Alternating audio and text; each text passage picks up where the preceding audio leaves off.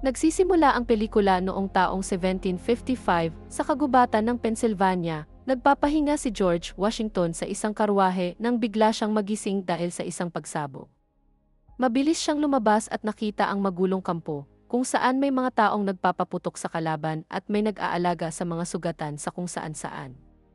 Habang patuloy na may mga sumasabog sa paligid niya, kumuha si George ng baril at nalaman niyang sinalakay ng biglaan ang kanilang kampo. Nang makita niya ang isang sundalo ng kalaban, agad niya itong binaril habang pakiramdam niya ay sasabog na ang ulo niya. Pinilit niyang bumangon at sumakay sa kabayo para pumunta sa kabilang bahagi ng burol, kung saan nakita niya ang lugar ng labanan. Gusto ni George na lumaban, pero sinabi ni Gage na inutusan na ng general ang lahat na umatras at nasa unahang linya ang kanilang grupo. Pero iniisip ni George na sulit ang panganib. 12 taon bago nito sa Virginia, dumalo ang batang si George sa libing ng kanyang ama. Dito niya nakilala ang kanyang kapatid sa ama na si Lawrence, na dating kapitan sa hukbong dagat ng hari. Binigyan ni Lawrence si George ng kumpas na pag-aari ng kanilang ama at ipinaliwanag na itinalaga siya bilang general ng milisya ng Virginia, kaya kailangan niyang magtipon ng mga voluntaryo. Narinig ni George na maagang namamatay ang mga lalaking Washington at iniisip niyang isinumpa ang kanilang pangalan. Naiinis din siya dahil ayaw siyang pabalikin ng kanyang ina sa paaralan. Sa halip, kailangan niyang magsimulang magtrabaho sa bukid para matulungan ang pamilya. Nang sabihin ni George na hindi iyon ang gusto niya, pinaalala ni Lawrence sa kanya na iyon ang hinihingi ng kanyang tungkulin. Hindi pinansin ni George si Lawrence at nagsimula siyang maglakad papunta sa paaralan kahit 2 milya ang layo nito. Makalipas ang ilang sandali, nakauwi na si George at galit na pumuputol ng puno. Nang subukan siyang pakalmahin ng kanyang ina na si Mary, sinigawan siya ni George dahil tinanggihan siya ng paaralan matapos itong hilingin ni Mary. Sinabi niyang wala siyang kahit ano, kaya pinagalitan siya ni Mary at pinaalala na mayroon silang buong bukid, mga alipin na kailangang pakainin, at walang laman na pitaka na kailangang punan. Bilang panganay na anak, tungkulin niya ito. Nang hapon na, nakita ni Lawrence si George na umiiyak sa harap ng pugon. Nagpasya siyang bigyan ito ng isang libro tungkol sa tamang asal para matuto siyang maging isang mabuting Ginoo. Pinahiram din ni Lawrence si George ng ilang libro na sa tingin niya ay mahalagang basahin at nangako siyang tuturuan ito para mapunan ang kakulangan nito sa pag-aaral. Mas madalas nang magkasama ang magkapatid, kaya natutunan ni George ang pagsukat ng lupa, pakikipaglaban gamit ang espada, paglalaro ng chess, pagsakay sa kabayo, at kung paano makitungo sa mga taong may mataas na katayuan. Noong 1753, sinubukan ni George na mag-apply bilang sundalo sa hukbong Britaniko matapos siyang magpadala ng mga liham ng ilang buwan. Pero tinanggihan siya dahil hindi niya kayang bayaran ang ranggong ensign. Wala siyang sariling lupa at wala rin siyang formal na edukasyon. Sinabihan siyang tigilan na ang pagpapadala ng mga liham at sumali na lang sa milisya. Nang gabi, sinubukan ni George na dumalo sa isang mahalagang handaan sa Belvoir Estate, pero hindi siya pinapasok dahil wala siyang imbitasyon. Habang abala ang lahat, palihim siyang pumunta sa likod at dumaan sa pintuan na ginagamit ng mga tagapaglingkod, kung saan sinabi ng mga ito kung paano siya makakapasok sa bahay. Nang makarating si George sa pangunahing bahagi ng bahay, nakita siya ni Sally, isang kamag-anak ng may-ari ng estate. Noong una, pinagalitan niya si George, pero kalaunan ay inamin niyang pakiramdam din niya ay hindi siya kabilang doon at natuwa siya sa mga papuri ni George. Gayunpaman, tinanggihan niya si George nang yayain niya itong sumayaw. Pagkatapos, nakihalubilo si George sa mga tao at humanga si Major Gage sa kanyang kaalaman tungkol sa digmaan, pero ipinahiya siya ni William na pinagtawanan ang kanyang katayuan. Pagkatapos, nakita ni George ang isang taong nagmamadaling umakyat at sinundan niya ito papunta sa silid-aklatan. Ang lalaking iyon ay si Thomas, ang may-ari ng estate. Nagustuhan ni Thomas si George dahil sa pag-uusap nila tungkol sa mga libro at napapayag pa niya itong magpahiram ng isang libro. Nang magboluntaryo si George na magsukat at gumawa ng mapa ng teritoryo ng Ohio, labis nang nagustuhan ni Thomas si George, kaya pumayag siyang kunin ito bilang empleyado. Kalaunan, sa isang pobi, nakipagkita si George sa dati niyang kaibigang si Christopher, na isa ring tagasukat ng lupa. Hiniling ni George kay Christopher na sumama sa kanya sa misyon sa Ohio, at masaya itong pumayag, kaya uminom sila para ipagdiwang iyon. Nagsimulang maglakbay ng magkasama sina Christopher at George sa Ohio at nakita nila ang napakagagandang tanawin. Madalas sumulat si George kay Sally at ikinukwento ang lahat ng magagandang bagay na nakikita niya. Gusto ni Sally ang mga liham, pero iniisip ni Christopher na nagsasayang lang ng oras si George dahil mas mataas ang katayuan ni Sally kaysa sa kanya. Pagkalipas ng 3 buwan, halos mamatay na sa lamig ang dalawa dahil sa sobrang lakas ng snow at iniisip nila kung dapat na silang bumalik dahil malapit nang mamatay ang kanilang mga kabayo. Bigla silang napalibutan ng mga miyembro ng tribong Mingo, kasama ang kanilang pinuno na si Tanacharison. Inakusahan niya sila na sinusubukan nilang nakawin ang lupain, kaya ipinaliwanag ni George na mga taga-sukat lang sila at ipinakita ang kanyang ginawa. Pagkatapos, dinala sila ni Tanacharison sa mas malalim na bahagi ng gubat para ipakita na nagtayo ng kuta ang mga Pranses sa lugar. Pagkatapos nito, nagpasya sina George at Christopher na gumamit ng balsa para tumawid sa ilog dahil iyon ang pinakamabilis na paraan para makauwi. Nang makita nila ang isang malaking bagsak ng tubig sa unahan, desperado silang nagsagwan pabalik sa pampang, pero sobrang lakas ng agos at agad silang nahulog sa napakalamig na tubig. Matapos ang ilang paghihirap, nakalangoy silang dalawa pabalik sa lupa, pero nalaman nilang naiwan sila sa isang maliit na isla sa gitna ng ilog. Lumipas ang ilang oras at nanatiling magkalapit ang dalawa para mapainit ang isa't isa gamit ang init ng kanilang katawan. Ang tanging paraan para makatakas ay lumangoy patawid sa ilog, pero wala silang sapat na lakas para makarating sa kabilang bahagi nang hindi sila pinapatay ng lamig. Mabuti na lang at tuluyang nagyelo ang ilog at nakalakad na lang sila sa ibabaw nito. Makalipas ang ilang panahon, ikinukwento ni George kay Lawrence ang tungkol sa kuta ng mga Pranses.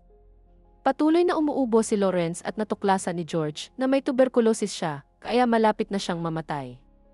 Dahil hindi makakapunta si Lawrence sa ganitong kalagayan, si George na ang kailangang maghatid ng balita.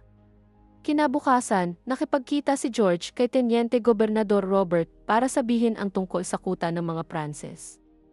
Gusto ni Robert na si Lawrence ang manguna sa isang paglalakbay para sabihin sa mga Pranses na umalis sila, kaya ipinaliwanag ni George na may sakit ang kanyang kapatid at gusto niyang siya ang pumalit dito. Ipinakita pa niya ang liham ng rekomendasyon ni Lawrence. Pumayag si Robert at ginawa niyang mayor ng milisya si George. Nang tanungin ni George kung pareho silang babayaran ng mga opisyal ng Britanya na nasa ilalim ng hari, nainsulto si Robert sa tanong niya. Nagpasya si George na maglingkod na lang ng walang bayad dahil ayaw niyang tumanggap ng bayad na hindi kapantay ng mga taong mapapatunayan niyang kapantay niya. Bago umalis para sa kanyang misyon, binisita ni George si Sally. Binasa nito ang mga isinulat niyang tala tungkol sa kanilang paglalakbay at humanga siya dahil napakaganda at parang tula ang pagkakasulat ng mga ito. Inamin ni Sally na natatakot siyang gumawa ng maling desisyon at pinaalala niyang may tungkulin siyang kailangang gawin, pero hinalikan pa rin niya si George. Kinabukasan, umalis si George kasama ang isang milisya na binuo ni na Christopher, mga outlaw, mga taong may utang, mga alipin, at ilang taong handang lumaban para sa kanilang bayan. Nang huminto sila para magkampo sa gabi, bumalik ng mag-isa ang kabayo ng kanilang tagamanman. Hindi nagtagal, napalibutan ang kampo ni Tanacharison at ng kanyang mga tauhan na nahuli ang tagamanman na si Tucker. Tiniyak ni George sa kanila na ayaw nila ng gulo. Gusto lang nilang paalisin ang mga Pranses. Galit si Tanacharison sa mga Pranses dahil pinatay nila ang kanyang ama, kaya pumayag siyang gabayan ang milisya papunta sa kuta. Kinabukasan, ibinigay nila ang mensahe sa opisyal na si Joseph. Pinagtawanan niya si George, pero inimbitahan pa rin niya ang grupo para kumain. Pagkatapos nilang kumain, sinabi ni Joseph na ipinadala ng mga Britanya si George na may dalang mensahe, kaya kapag nabigo ito, may masisisi sila. Sumumpa siyang hindi kailanman aalis ang mga Pranses, at sinabi naman ni George na pipilitin nila ang mga ito na umalis. Hindi natakot si Joseph sa posibilidad ng digmaan at pinalayas niya ang milisya. Pagkatapos, sinabi ni George sa kanyang mga tauhan na magpahinga habang siya ay mauuna. Nang marinig ni Robert ang balita, pinasulat niya kay George ang lahat ng impormasyong alam niya para maipakita ito sa konseho kinabukasan. Humingi muna si George ng isang gabing pahinga, pero tinanggihan siya.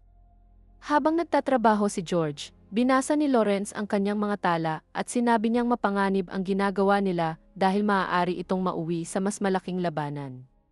Nagtaka siya kung bakit hindi mga totoong sundalo ang gumagawa nito at, tulad ni Joseph, naisip niyang ginagamit lang ng mga Britanya ang kanyang kapatid. Kapag naging matagumpay ang misyon, aangkinin nila ang tagumpay. Kapag nabigo naman ito, sisisihin nila ang mga taga-kolonya. Nagtalo ang magkapatid dahil ayaw ni George na manatili lang sa bahay at walang gawin. Umalis siya ng galit nang mapagtanto niyang hindi naniniwala sa kanya ang kanyang kapatid. Kinabukasan, pumunta si George sa isang handaan kung saan naroon si Sally at sa wakas ay napapayag niya itong sumayaw kasama niya. Naistorbo sila ni William na muli na namang sinubukang ipahiya si George sa harap ng mga tao. Nag-alok pa itong magpahiram kay George ng 2 alipin na parabang napakalaking pabor nito. Pinuto ni Thomas ang tensyon sa pamamagitan ng pagbati kay George sa kanyang bagong ranggo at ibinunyag na engaged na sina William at Sally. Pinilit ni George na itago ang kanyang nararamdaman at binati sila bago umalis. Nang makarating si George sa kampo ng milisya, binasa niya ang desisyon ng konseho. Kailangan nilang maging handa sa depensa, pero kung may gagawin ang mga Pranses, dapat patayin ang mga lumabag. Hindi natuwa ang mga miyembro ng milisya dahil malinaw na parang deklarasyon ito ng digmaan, kahit hindi naman sila pinadalhan ng mga totoong sundalo. May ilang lalaki na gustong umalis dahil sinabi nilang kinuha sila para maghatid ng liham, hindi para makipaglaban. Pero ipinaliwanag ni George na kung aalis sila, hahampasin sila bilang mga tumakas na sundalo. Halos makipag-away ang 2 lalaki, kaya sinigawan sila ni George at pinaalala na nangako sila sa kanilang tungkulin, kaya kailangan nila itong gampanan. Sa sandaling iyon, dumating si Tucker na may mahalagang balita. May bagong kampo ang mga Pranses na 5 milya ang layo mula sa kanila. Naisip ni Tanacharison na naghahanap ang mga Pranses ng lupang pagtatayuan ng isa pang kuta, kaya pumayag si George na dalhin ang grupo para sa isang simpleng pagmamasid sa lugar. Nang malapit na sila sa kampo ng mga Pranses, may isang taong nagtatago sa dilim na biglang nagpaputok at napatay ang isang opisyal ng kalaban. Gusto pa rin ni George na manatili sa pwesto ang kanyang mga tauhan, pero nagsimulang magpaputok ang mga Pranses, kaya gumanti rin ang putok ang milisya. Naunang sumugod ang mga katutubo para makipaglaban ng harapan na hindi inaasahan ng mga Pranses. Nakita ito ni George bilang pagkakataon at inutusan niya rin ang kanyang mga tauhan na sumugod. Hindi nagtagal, sunod-sunod nang namamatay ang mga sundalo sa magkabilang panig at nabaril sa binti si Joseph. Sinubukan ni George na sabihin sa kanyang mga tauhan na bihagin na lang ang mga kalaban sa halip na patayin sila, pero hindi siya pinansin. Nang may isang sundalong Pranses na susubukang barilin si George, wala siyang ibang pagpipilian kundi ang unahan ito at patayin. Pagkatapos, may isa pang Pranses na bumagsak sa kanya at muntik na siyang patayin. Pero naunahan muna ni Christopher ang lalaki at napabagsak niya ito.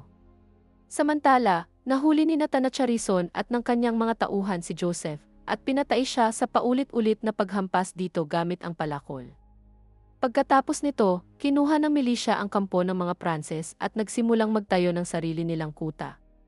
Sa kanyang liham ng ulat, ipinaliwanag ni George na hindi niya alam kung sino ang unang nagpaputok at natatakot siyang malapit nang magsimula ang digmaan. Hiniling din niya sa mga Britanya na magpadala ng dagdag na mga sundalo. May ilang lalaki na nagsabing magiging madaling puntiryahin ang kuta kapag bumaha sa lugar na iyon, pero hindi alam ni George kung ano pa ang maaari niyang gawin. Sa huli, dumating sa kuta ang isang grupo ng mga sundalong Britanya na pinamumunuan ni Kapitan James. Ipinaliwanag niyang dumating sila bilang dagdag na mga sundalo dahil papalapit ang kapatid ni Joseph, kasama ang isang hukbo na gustong maghiganti. Isang utos mula kay Robert ang nagtaas ng ranggo ni George bilang koronel, pero tumanggi si James at ang kanyang mga tauhan na sundin ang mga utos niya. Nang gabi, nagsimulang umulan kaya desperadong nagsimulang maghukay ng kanal ang milisya. Humingi si Tanacharison ng tulong sa ibang mga tribo, pero may ilan na tumangging sumali sa digmaan at ang iba naman ay nakipag-alyansa sa mga Pranses.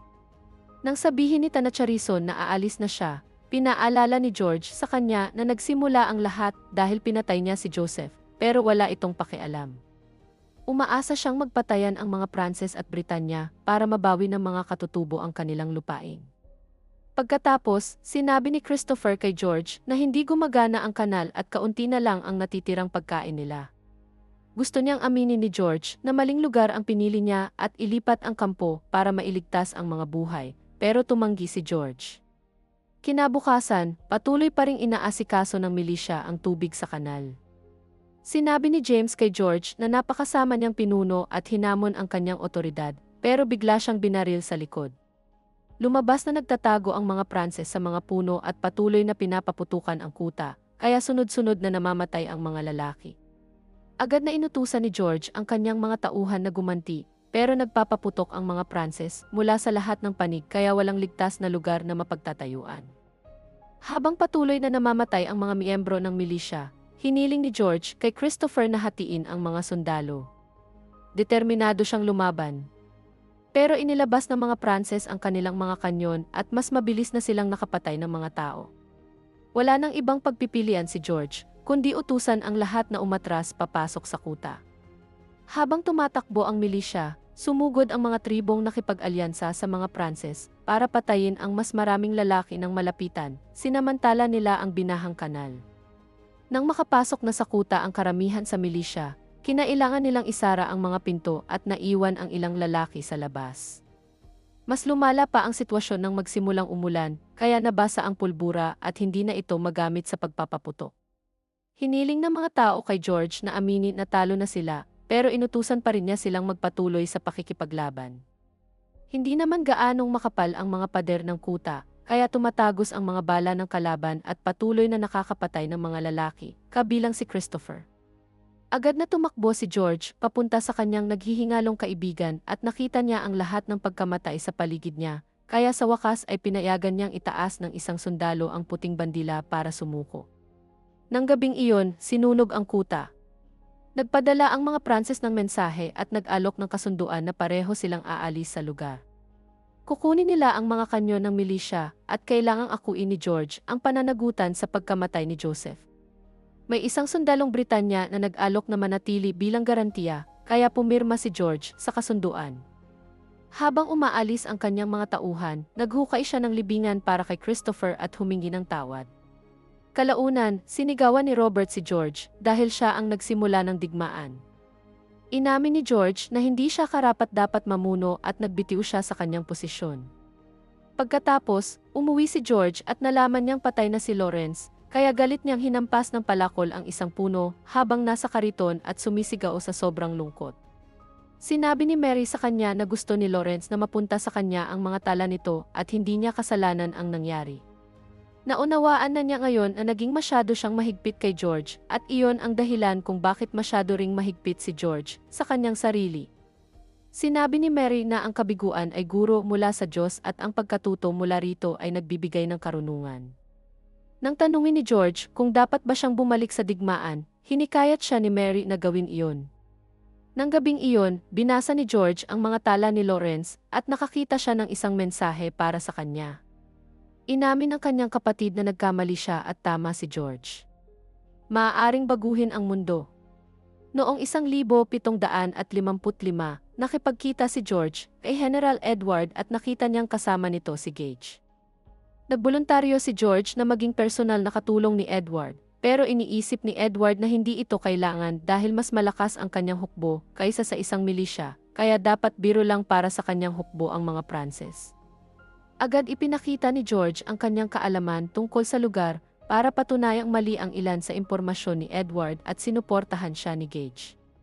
Kaya pumayag si Edward na isama si George bilang kanyang katulong. Makalipas ang ilang araw, natigil ang kanilang paglalakbay dahil may punong nakaharang sa daan. Habang hinihintay nilang alisin ito ng grupo, nakita ni George na naroon din ang ilang dating kasama niya sa milisya at agad siyang tumulong sa pagputol ng puno. Hindi nagustuhan ni Gage na nakikipagkaibigan ang isang sundalo sa mga ganitong tao, pero hindi siya pinansin ni George. Humingi ng tawad si George sa kanyang dating grupo dahil sa nangyari at sinabi pa niyang may utang siyang loob sa kanila. Nang gabing iyon, nagtayo sila ng kampo at nagulat si George nang makakita siya ng mga alipin. Lumabas na ipinadala sila ng pamilya ni Thomas para sila ang lumaban kapalit nila. Maya-maya, nakarinig din sila ng musika at naiinis ang grupo nang malaman nilang nagdadala sila ng dagdag na bigat dahil isinama ni Edward ang kanyang piano. Habang nagpapatuloy ang paglalakbay, nagsusumikap si George na tulungan ang grupo sa pagtulak ng mga karwahe sa putik at kailangan din niyang magpuyat kapag kailangan ni Edward na magsulat siya ng mga tala. Kalaunan, nanghina siya ng husto at nawalan ng malay.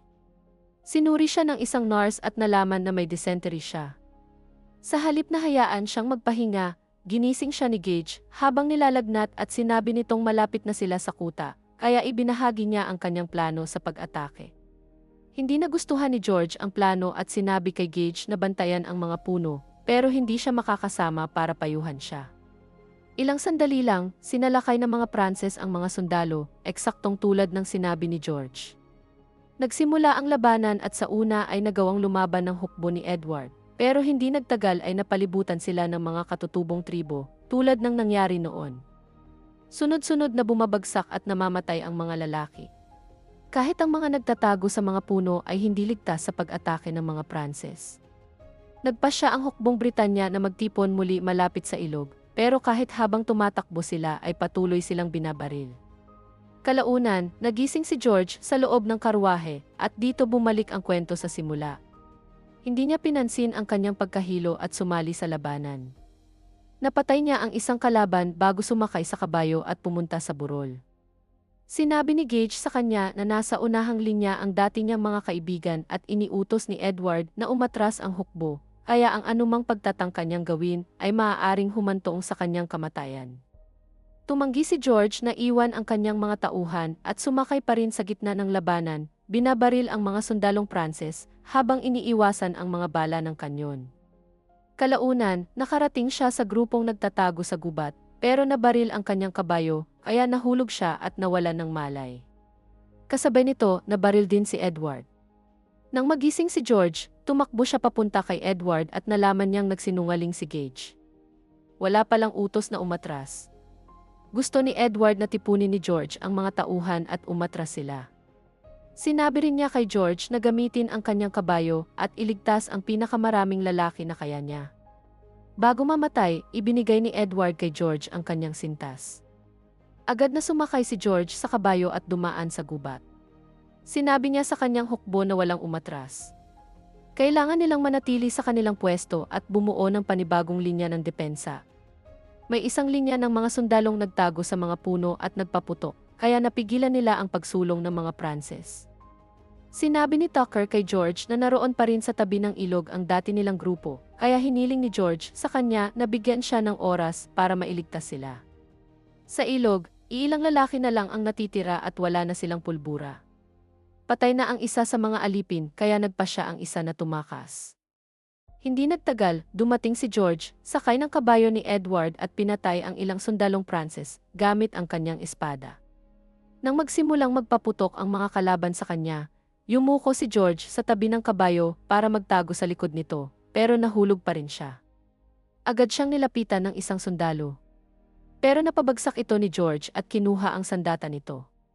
Matapos pumatay ng ilang lalaki, nakarating si George sa kanyang mga kaibigan at sinabi sa kanila na lumaban sila. Nang sabihin nilang wala silang pulbura, bumalik ang alipin na may dalang isang bariles na puno nito. Tumakbo sila para magtago sa likod ng isang burol at nagsimulang magpaputok, matagumpay na napatay ang ilang sundalong Pranses. Nang sapat na ang bilang ng mga kalaban na bumagsak at magkaroon ng daan para makatakas, sinabi ni George sa kanyang mga kaibigan na tumakbo sila sa kanan bago siya tumalon sa gitna ng labanan para siya ang maging puntirya. Mabilis siyang nakapatay ng ilang lalaki, pero nang mapalibutan siya ng mga katutubo, hindi gumana ang kanyang sandata. Nagpaputok ang mga katutubo, pero ang sumabog lang ay ang kanyang sombrero. Pagkatapos, nagbigay si George ng senyas kay Tucker para lumabas kasama ang natitirang hukbo. Pinanatili nilang abala ang mga Pranses para makatakbo ng ligtas ang grupong nasa likod ng burol. Patuloy na tumakbo si George sa gitna ng labanan habang sunod-sunod ang mga pagsabog sa paligid niya. Makalipas ang ilang sandali sa kampo, nagulat si Gage nang makita niyang bumalik si George, kasama ang natitirang hukbo.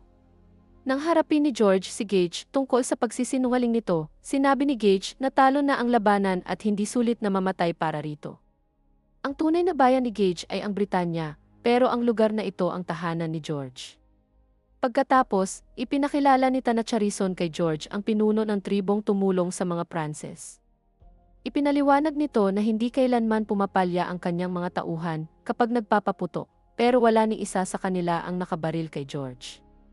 May alamat ang kanilang tribo tungkol sa isang espiritong tagapagtanggol na pinoprotektahan ang mga taong pinili nito. Kaya naniniwala siyang pinoprotektahan si George ng espiritong iyon at nangako siyang aalalahanin ang pangalan niya. Nang bumalik si George sa lungsod, tinawag siya ni Robert na pinakamahalagang tao sa panahong iyon at sinabi nitong nailathala na sa England ang kanyang mga tala. Dahil dito, alam na ngayon ng lahat ang nangyayari sa mga kolonya. Bumubuo si Robert ng isang rehimyento ng Virginia na may 1,500 sundalo, ang unang ganitong hukbo sa mga kolonya, at muling inalok kay George ang ranggong koronel para pamunuan ito. Pumayag si George kapalit ng pagbabago ng kanilang uniforme. Kalaunan, nakipagkita si George sa kanyang mga sundalo at ngayon ay lahat sila ay nakasuot ng asul sa halip na pula para buong pagmamalaking kumatawan sa Virginia. At dito nagtatapos ang pelikula. Maraming salamat sa panonood.